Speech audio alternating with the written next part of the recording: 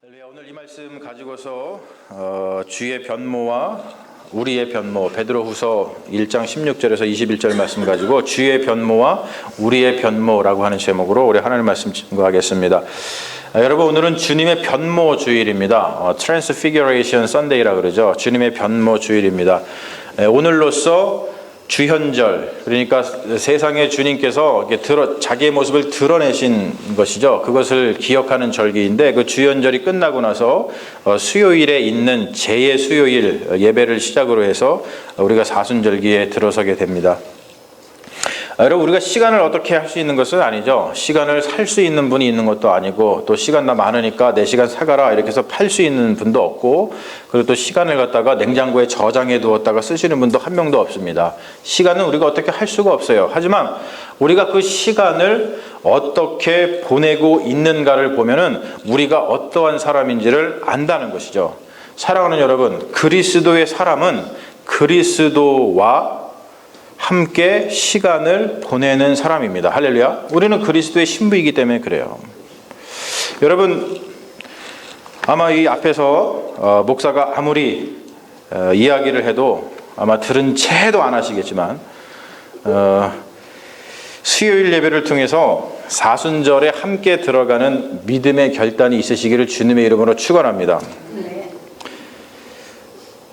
지난주인가요? 우리 지난주에도 우리가 속장 인도자 모임을 통해서 우리 도시 목회에 대해서 함께 나누었는데, 이 우리 살고 있는 베이 에어리어 지역이 어떠한 도시인가를 우리가 한번 살펴봤죠. 봤는데 이곳은 뭐 첨단 기술을 개발하는 그런 도시죠.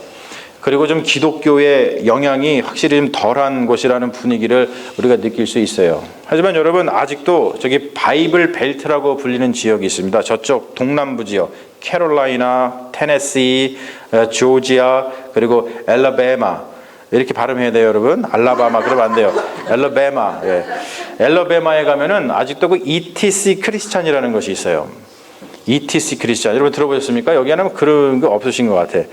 그 지역은 아직도 주일만 되면 그 전체 인구의 한 60%가 주일에 교회를 갑니다. 그리고 얼마 전까지만 해도 주일날 술을 팔면 안 됐어요, 가게에서. 그 정도입니다. 그리고 그쪽 바이블 벨트에서는 매주 교회를 안 간다 하더라도 적어도 이스터, 땡스기빙, 그리고 크리스마스, 그때는 교회를 가는 사람들이 굉장히 많아요. 그래서 그거를 이스터, 땡스기빙, 크리스마스 앞에 글자를 떼면 ETC라고 그러죠. 그 사람들을 ETC 크리스찬이라고 그래요. 그런데 제가 이거 보니까 여기 우리 베이 에어리어 지역은 되게 롱 위켄이 오면은 다들 놀러 가시는 것 같아요. 다 어디로 사라지셔. 제가 와서 놀란 것이 뭐냐면, 요세미티 여기 아주 좋잖아요. 요세미티 같은 데서 캠핑을 하려면은 캠핑 사이트를 갖다가 뭐 2월 달에 연다 그래요. 딱 열자마자 10초 만에 다 매진이 된대요. 조지아에서는 그냥 가고 싶을 때 갔어요. 여기는 10초 만에 매진이 돼서 캠핑도 제대로 못 한다 그래요. 제가 그런 걸 보면서 상당히 놀랐습니다만, 사랑하는 여러분, 제가 다시 한번 강조합니다.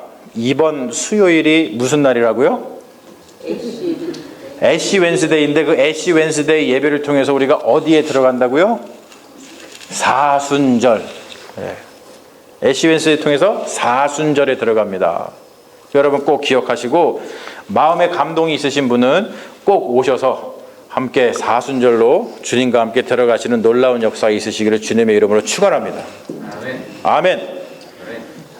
그 아멘 안 하시는 분이 계시는 것 같아요. 이거 아멘 하라고 그랬더니 삭삭이 눈을 내리시면서 전혀 저의 눈을 맞추지 않으려고 하시는데, 여러분, 오늘 말씀 우리 산상변모주일이라고 그랬는데, 주님의 산상변모 사건은 마태, 마가, 누가, 즉 공관복음서에 모두 나오는 이야기예요. 그 이야기는 주님께서 베드로와 야고보와 요한을 데리시고 따로 높은 산에 올라가서 그곳에서 어떠한 일이 일어난 것을 전하고 있습니다. 그 이야기에 보면은 주님께서 3명의 제자들 앞에서 변형이 되시는데, 그 얼굴이 해같이 빛나며 또 옷이 빛과 같이 희어졌다라고 이야기를 하고 있어요. 근데 여러분, 이것이 생뚱맞게 그냥 나오는 이야기가 아니라 인자 논쟁 가운데 벌어지는 이야기입니다. 인자 논쟁은 뭐냐면, 인자가 누구냐? 즉 예수가 누구냐라고 하는 그 논쟁이 벌어지는데, 그 논쟁이 벌어지는 가운데 산상변모 사건이 끼어듭니다.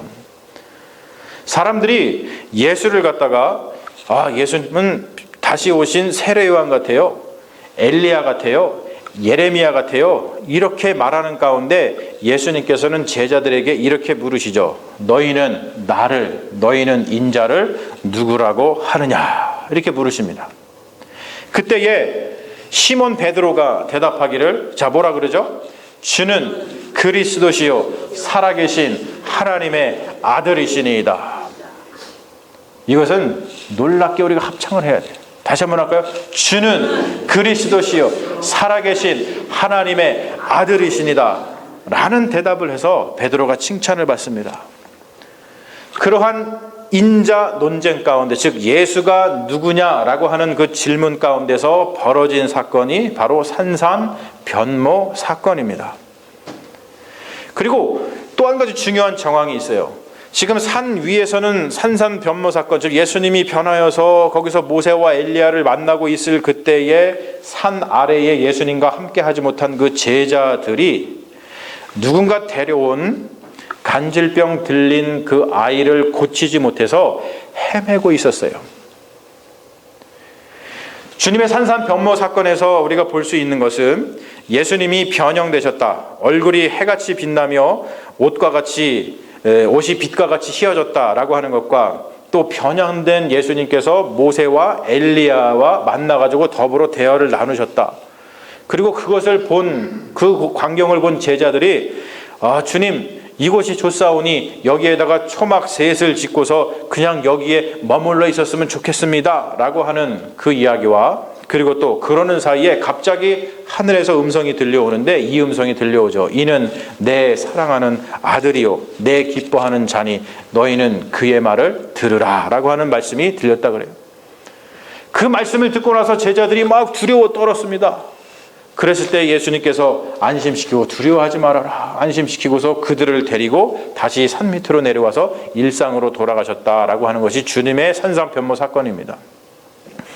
여러분, 예수가 누구냐라고 하는 인자 논쟁에서 베드로의 고백을 통해서 예수는 그리스도시다, 예수는 메시아시다 라고 하는 증언이 펼쳐집니다.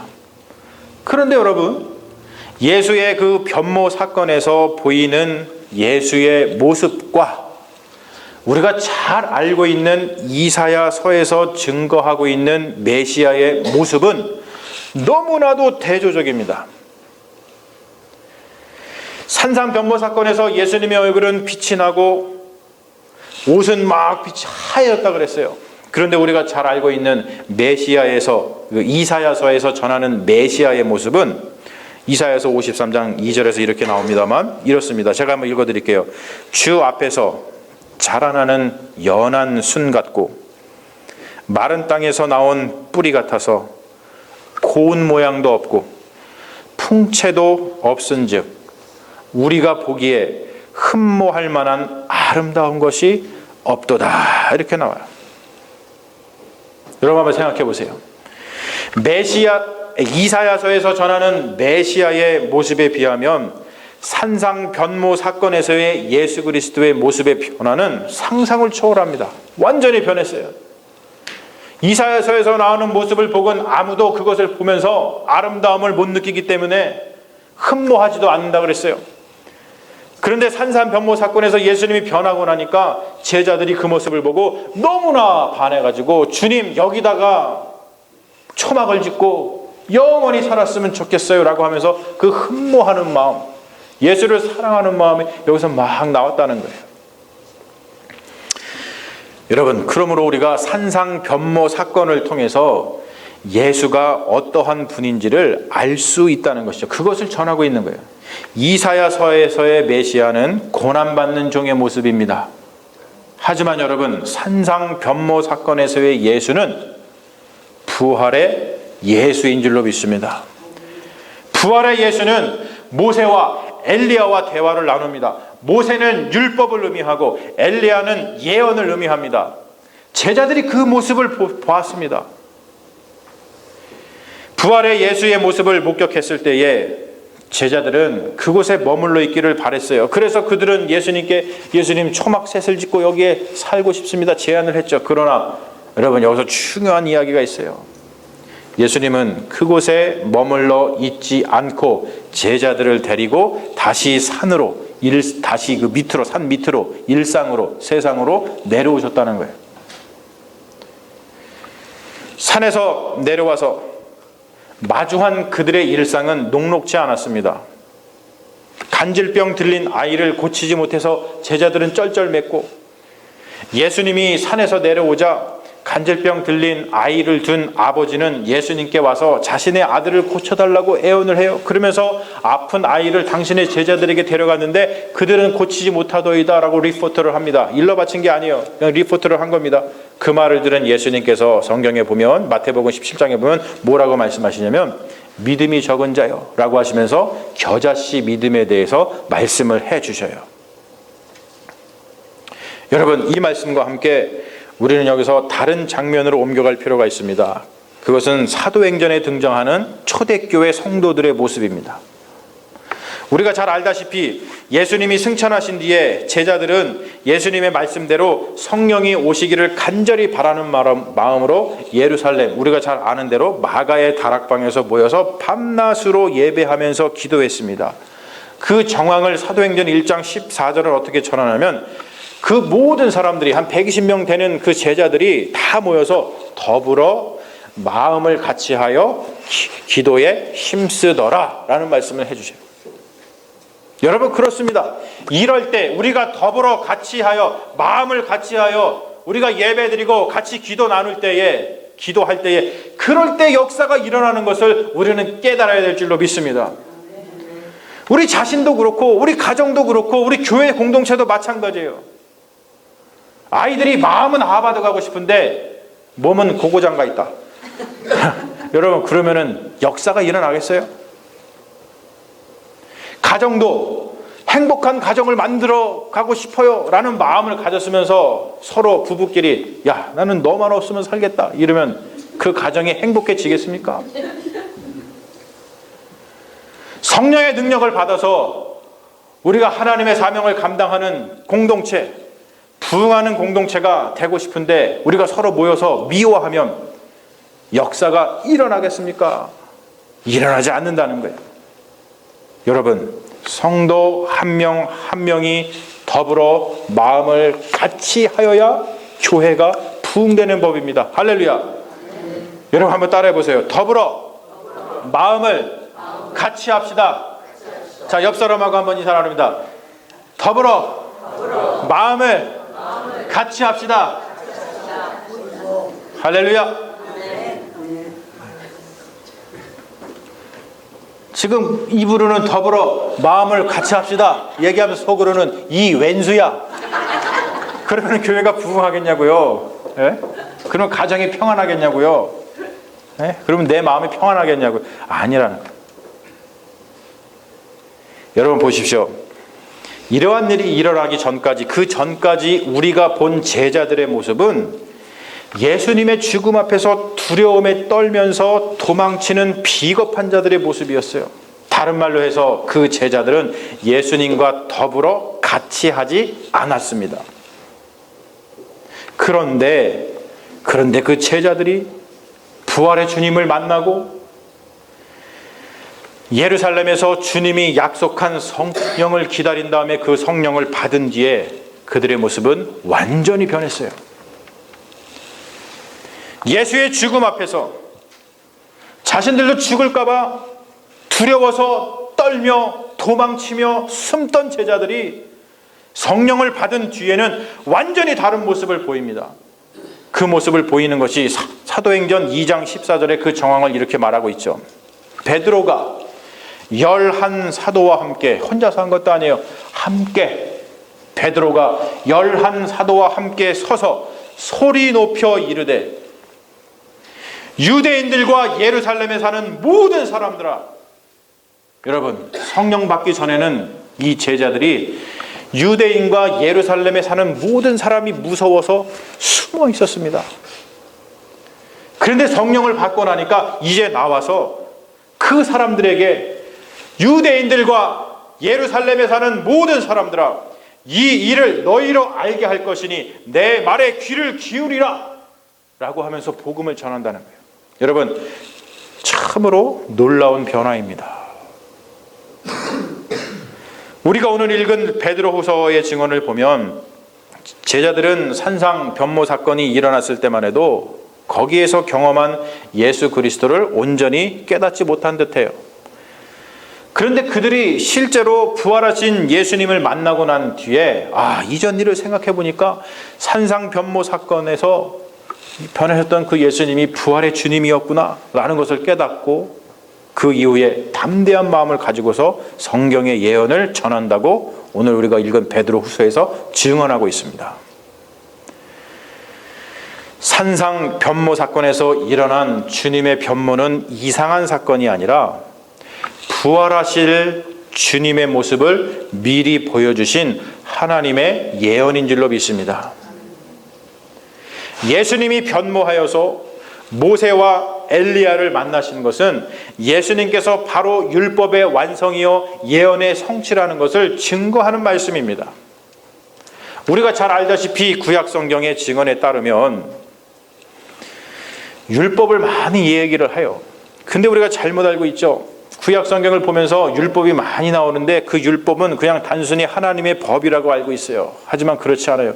율법의 증언에 따르면 율법은 구원에 이르게 하는 길입니다. 예수님께서 율법의 완성이라는 뜻은 바로 그분이 구원의 길이라는 뜻입니다. 그래서 예수님께서 뭐라 그러셔요? 나는 곧 길이요 진리요 생명이다 말씀하시고, 마태복음에 보면 예수님께서는 나는 이곳에 율법을 폐하러 온 것이 아니라 율법을 완성하러 왔다 그러시는 거예요. 왜? 바로 그 율법이 하나님에게 이르는 구원의 길이기 때문에 그렇습니다. 그래서 예수님은 율법의 완성이신 구원의 길이라는 것을 선포하고 있는 거예요. 구약의 예언은 무엇입니까? 오실 메시아에 대한 예언입니다. 예수께서 예언의 성취라는 뜻은 그가 바로 구약에서 예언하고 있는 그 오실 메시아라는 뜻이에요.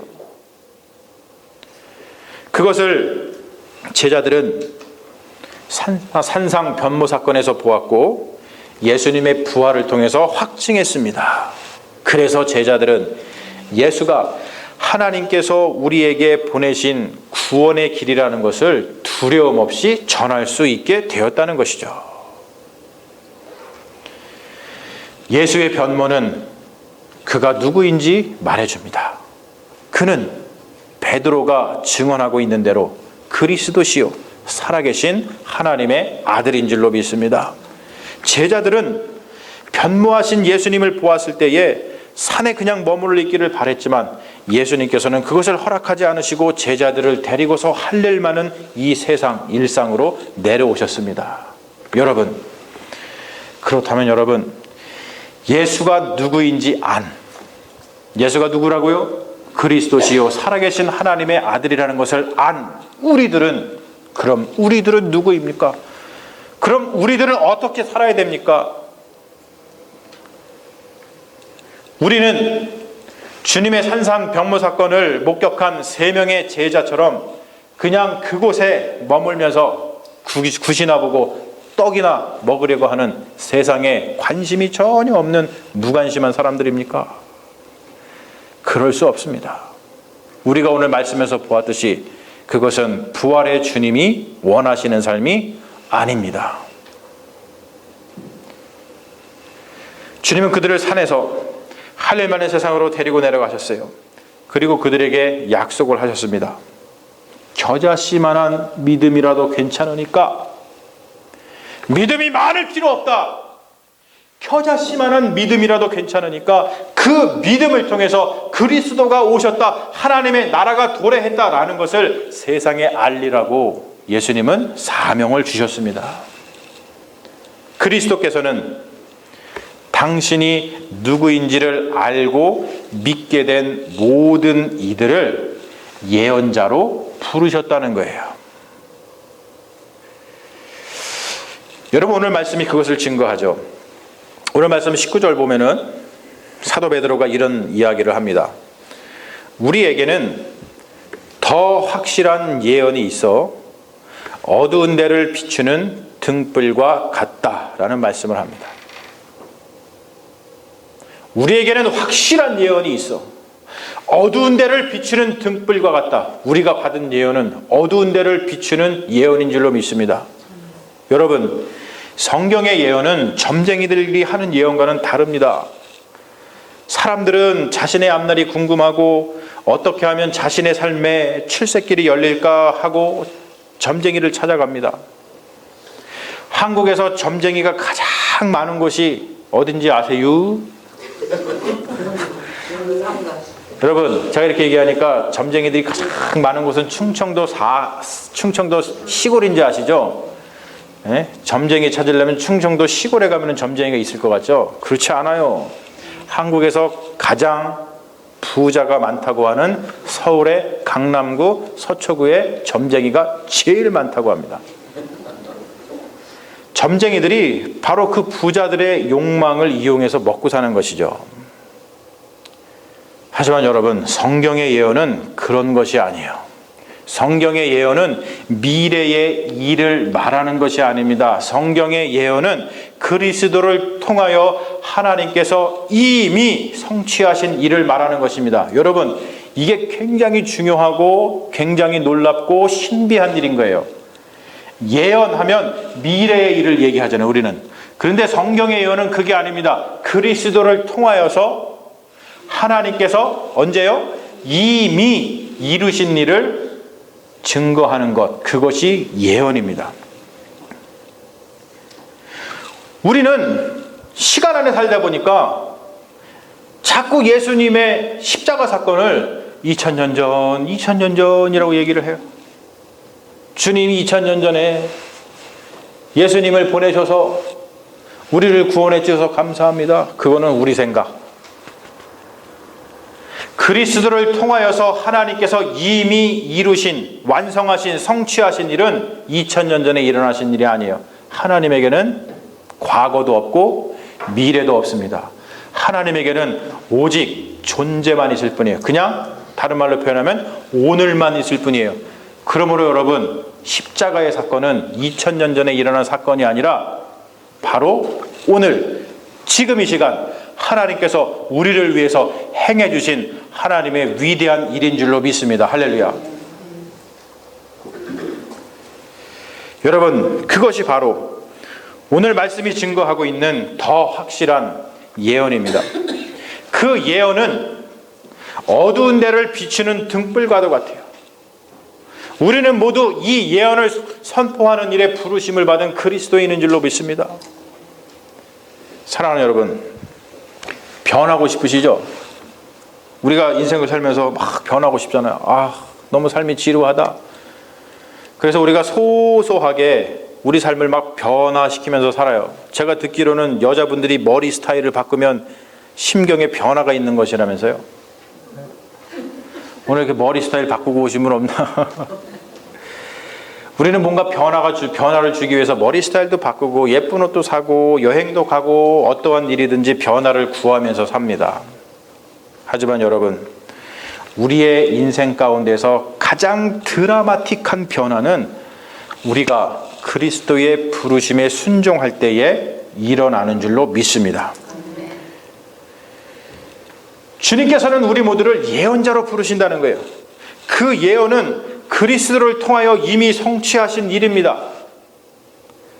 그렇게 예언자로 부르심을 받은 초대교회 제자들의 삶은 그 이전의 삶과 너무나도 달라지게 변했습니다. 위에서 우리가 변했듯이 그들은 죽음이 무서워서 두려워서 꽁꽁 숨어 있었는데 그들은 더 이상 죽음을 아랑곳하지 않고 사람들 앞에서 그 예언을 전하고 있어요. 사도 베드로는 오늘 말씀에서 이렇게 증거하죠. 예언은 언제든지 사람의 뜻으로 낸 것이 아니요 오직 성령의 감동하심을 받은 사람들이 하나님께 받아 말한 것이니라. 여러분, 그러므로 여러분, 우리가 변화받는다, 우리가 변한다, 우리가 변화되려고 하려면 바로 성령의 감동하심을 받아야 된다는 거예요. 부활하신 주님께서 예루살렘에 모여서 더불어 마음을 같이하여서 예배하며 기도했던 제자들에게 불같이 내려주셨던 그 성령, 바로 그 성령을 받을 때에 우리가 변모하여서 예언의 일을 감당하는 그리스도의 삶을 살게 된다는 것이죠. 사랑하는 여러분, 무엇을 기다리면서 사십니까? 내일은 좋은 일이 있었으면 좋겠다. 오늘 아침에는 뭐 먹지? 오늘 밤에는 뭐 하지? 좋은 일이 있었으면 좋겠다. 내가 산 복권이 당첨됐으면 좋겠다. 좀 인생에 변화가 있었으면 좋겠다 라면서 우리는 무엇인가를 기다리면서 삽니다. 그러면서 지루해하시죠. 하지만 여러분, 믿는 이들은 그런 것을 기다리는 것이 아니라 우리는 날마다 성령을 기다리는 사람인 줄로 믿습니다. 우리는 다른 것을 기다리는 사람이 아니에요. 성령을 기다리는 사람입니다. 우리는 성령의 감동으로 성경의 예언을 전하는 자들인 줄로 믿습니다. 하나님께서 우리를 얼마나 사랑하시는지, 어떻게 그리스도를 통하여서 그 사랑을 이루셨는지, 그리스도를 통하여서 구원받은 우리들의 삶이 얼마나 거룩하고 아름다운지, 그것을 세상에 증언하는 우리 모두는 예언자들인 줄로 믿습니다. 할렐루야. 여러분 한번 따라해 보십시오. 당신은 그리스도께 부르심 받은 예언자입니다. 우리 더불어 마음을 같이하여 성령 받읍시다. 자, 서로 인사합니다. 우리는 예언자입니다. 성령 받읍시다. 여러분, 이 시간 제가 이 찬양 불러드릴 텐데 들으시면서 성령이 오시기를 간구하셨으면 좋겠어요.